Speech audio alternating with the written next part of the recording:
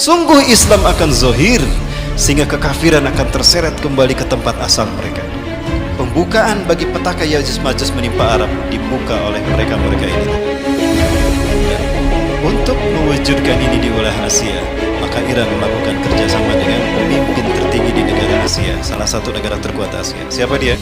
Kalau Nabi Isa, waktu turunnya segera tiba untuk turun di Aleppo. Saat itu umat Islam akan dipimpin oleh Imam Mahdi. Allah membukakan di semenanjung Arabia untuk kalian. Kemudian kalian akan memerangi Persia, maka kalian akan menang. Allah membukakan Persia untuk kalian. Kemudian kalian akan memenangi Bani Rom, dan Bani Rom akan kalah. Allah memberikan kemenangan atas kalian. Kemudian kalian akan berperang bersama Dajjal.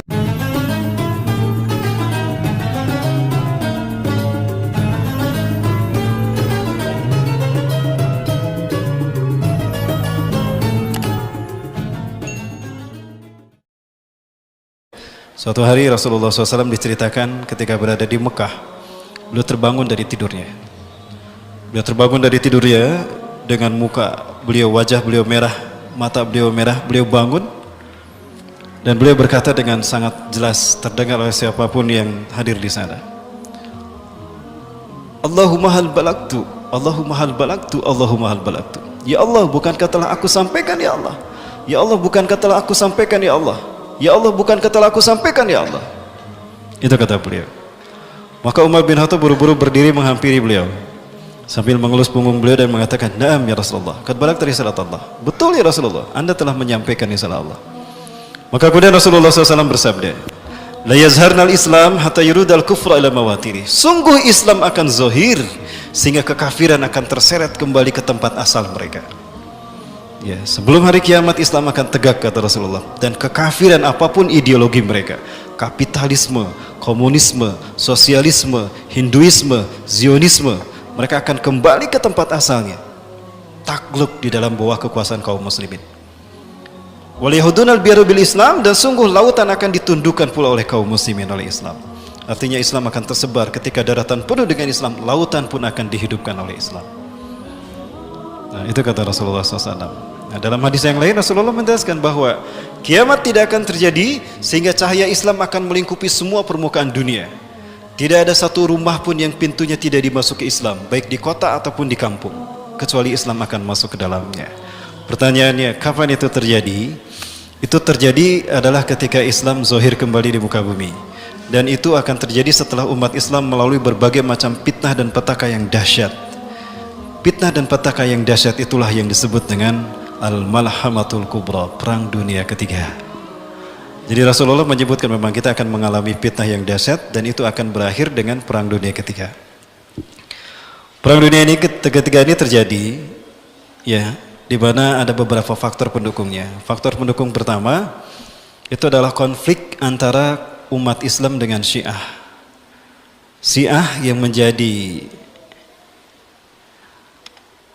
instrumen Yahudi untuk menguasai Timur Tengah ini telah menebar petaka bermula dari Irak, kemudian Suriah, kembali lagi ke Irak. Kita mengetahui bagaimana petaka Syiah yang begitu kejam telah membuat 8.000 kaum muslimin di tahun 2013 meregang nyawa di Irak. Kekejaman Syiah di Irak. Orang yang bernama Umar, Abu Bakar, Utsman itu dibunuh. Yang namanya Aisyah diperkosa lalu dicincang.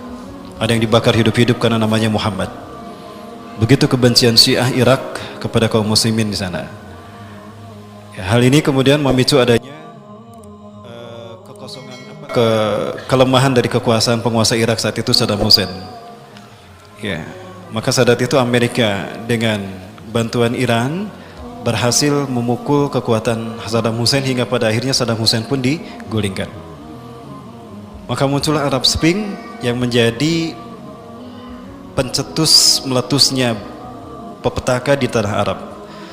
Dan merananya dan fitnah melanda Arab ini sebagaimana hadis Rasulullah juga. Ya, Rasulullah SAW pernah juga kembali diberitakan, kalau tadi dari Ummu Fadil, sekarang dari Zainab binti Jahsin. Rasulullah terbangun dari tidurnya. Istaiqadha Rasulullah SAW min naumih. Rasulullah terbangun dari tidurnya. Kemudian beliau mengatakan, La ilaha illallah, tidak ada Tuhan selain Allah. Wailun lil Arabi, kecelakaan akan menimpa bangsa Arab. min syarrin qad iqtaraba, karena keburukan yang telah mendekat kepada mereka. Futihal yauma min radbil ya'juj wa ma'juj mislah hadhi. Ya, telah terbuka lubang Ya'juj Ma'juj semisal ini. Rasulullah mengisyaratkan seperti ini. Itu 14 abad yang lalu. Hari ini tidak ada lagi hijab antara Ya'juj Ma'juj dengan umat Islam. Nah, artinya Rasulullah menyebutkan bahwa di akhir zaman bangsa Arab akan menderita, ya, mereka akan sengsara di bawah pembantaian yang dilakukan oleh Ya'juj Ma'juj. Ya. Suriah bangsa Arab bukan? Bangsa Arab. Kemudian Afghanistan bangsa Arab bukan bagi kita? Bangsa Arab. Palestina bangsa Arab bukan? Bangsa Arab. Maka pastikan negara-negara yang membantai mereka itulah keturunan Ya'juj Ma'juj. Sebelum mereka akan melakukan pembantaian pada umat Islam Arab sebelum Ya'juj Ma'juj yang sesungguhnya muncul. Ini faktor yang pertama. Faktor yang kedua akan memicu terjadinya perang dunia ketiga atau Malhamatul Kubra adalah bangkitnya Islam di tanah Arab. Ya, Rasulullah SAW memprediksikan itu sampai Rasulullah pernah menyebutkan bahwa Bani Rum, ya, Bani Rum itu akan berbondong-bondong mereka masuk Islam. Pada tahun 2005, tepatnya di tanggal 5 Februari 2005, 15 negara mengirimkan badan intelijen mereka ke Langley ke markas CIA di Langley, Amerika Serikat. Mereka menyatakan bahwa Eropa tidak lama lagi akan menjadi wilayah Islam. Hal ini menyusul dari penemuan dan pernyataan tokoh politik Barat yang sejak tahun 80 mengatakan, not least for 50 years, Europe will become Muslim state. Tidak lebih dari 50 tahun, Eropa akan menjadi negara Islam. Hal yang membuat mereka takut seperti ini dan tidak bisa mereka bendung adalah pertumbuhan demografi umat Islam, di mana mereka meningkat dengan pesat di negara-negara Eropa, Prancis, Inggris, Amerika, Kanada, Belanda, bahkan di luar dugaan, Denmark akan menjadi negara pertama di Barat yang akan mendeklarasikan berdirinya syariat Islam dan negara Islam di Eropa. Sepertiga dari Kongres dari Parlemen Denmark itu adalah Islam. Hal ini akan memudahkan diberlakukannya syariat Islam di Denmark. Ya, dikuatkan oleh imigran Turki. Di sisi yang lain adalah bagaimana didapati fakta kalau di Eropa ini mereka enggan untuk mempunyai anak. Ya, tingkat kelahiran dari warga warga Eropa yang beragamakan non-Islam itu mereka kecil sekali. Angkanya sampai di bawah 211, di mana angka yang bisa menopang peradaban dan kebudayaan satu bangsa. Maka di saat mereka menyusut, umat Islam justru panggil baru. Inilah fakta kebangkitan Islam akan terjadi di sana akibat pertumbuhan demografi dan imigrasi dari wilayah kaum muslimin. Ya. Secara demografi, pertumbuhan umat Islam itu sangat tidak bisa terkendalikan oleh penguasa-penguasa di Barat. Maka tidak mau dalam kurun 30 tahun ke depan, ya, tidak betul kemungkinan Eropa akan menjadi wilayah Islam. Ini akan memicu adanya konflik internal di negara-negara Barat. Ya, sehingga para penguasa yang mereka zalim dan anti-Islam dan mereka fobia terhadap Islam, mereka akan bersatu. Hal inilah yang akan memicu pada akhirnya terbentuknya 80 persekutuan negara yang mereka akan menyerang pusat kebangkitan Islam nanti. Jadi mereka tidak akan menyerang bangsa-bangsa kaum muslimin yang ada di Eropa. Mereka tidak akan menyerang umat Islam yang ada di Asia terlebih dahulu, tidak.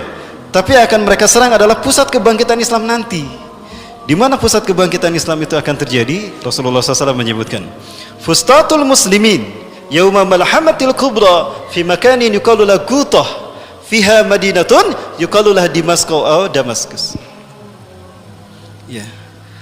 Pusat kekuatan umat Islam nanti, pusat pemerintahan umat Islam di akhir zaman nanti, di perang dunia ketiga sebelum hari kiamat, adalah di sebuah tempat yang bernama Gutah. Dan di sana ada sebuah kota yang bernama Damaskus. Ya. Nah, artinya apa? Jika Islam nanti disebutkan Rasulullah akan bangkit di sana, maka yang mereka serang adalah pusat kebangkitan Islam itu, dengan tujuan menghentikan laju kebangkitan Islam. Inilah alasan makanya Suriah dikuasai oleh mereka.